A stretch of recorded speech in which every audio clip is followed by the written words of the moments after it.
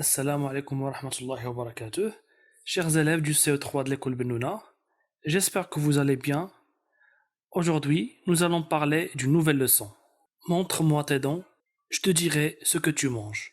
La dernière fois, je vous ai donné cette image et je vous ai demandé de reconnaître le nom des animaux à travers leur crâne.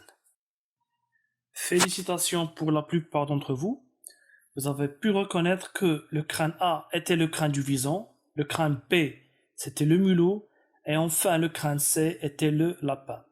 Bien sûr, le vison est un carnivore, donc ses dents sont pointues et il a toutes les dents, incisives, canines et molaires. Tandis que le mulot et le lapin, vous avez bien remarqué qu'ils n'ont pas de canines. Les herbivores n'ont pas de canines. Vous avez aussi remarqué que leurs molaires sont aplatis. Mais si vous voyez bien, leurs incisives sont tranchantes. Maintenant, est-ce qu'on va généraliser? Est-ce que tous les herbivores n'ont pas de canines, ont des dents aplaties et surtout leurs incisives sont tranchantes? Est-ce que les incisives de tous les herbivores sont tranchantes? On va répondre à ça tout de suite. Dans la vidéo d'aujourd'hui, nous allons étudier les crânes de plusieurs êtres vivants. Nous allons étudier deux crânes de deux herbivores, deux crânes de deux carnivores et enfin deux crânes de deux omnivores. Commençons par la question de tout à l'heure. Est-ce que tous les herbivores ont des incisives qui sont tranchantes? On va voir. Nous allons commencer par le porc épic. En arabe, Abu Shawk. C'est l'animal que vous voyez ici dans cette image. En fait, il ressemble au mulot et au lapin. Regardez bien, il n'a pas de canines, ses molaires sont aplatis et ses incisives sont longues. On va colorier les dents pour plus de visibilité. Donc, on commence par les molaires. Regardez, il n'a pas de canines. Et enfin, les incisives. On va maintenant observer les dents de la vache. Regardez bien, elle n'a pas de canines. Mais ce qui nous intéresse le plus, ce sont les incisives. Elle n'a pas des incisives longues comme les rongeurs.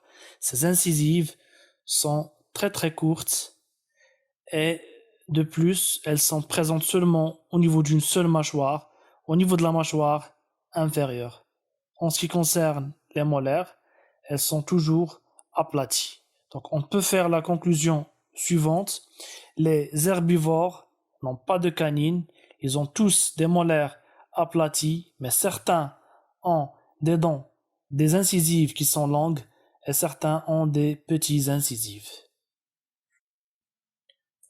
On passe maintenant aux carnivores. Le premier exemple, c'est la taupe.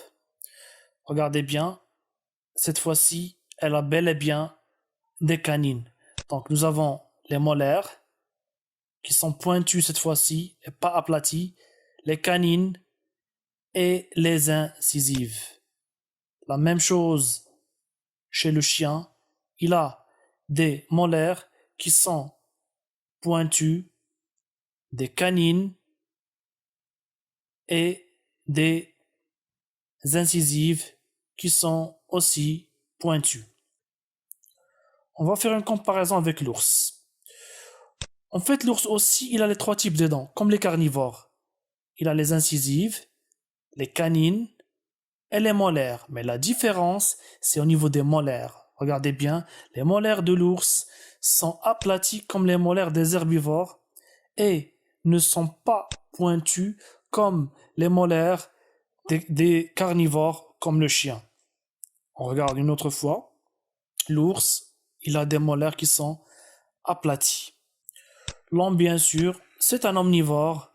Donc la règle est la suivante. Il a des canines lui aussi parce qu'il mange la viande. Mais ses molaires sont aplatis.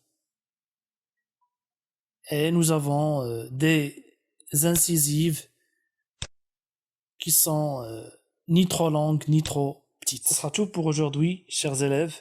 تنتمنى من الله سبحانه وتعالى أنه يرفع عنا هذا البلاء ونشوفكم إن شاء الله عما قريب في المدرسة بإذن الله، وتكونوا في صحة جيدة أنتم والأهل ديالكم بإذن الله الواحد القهار.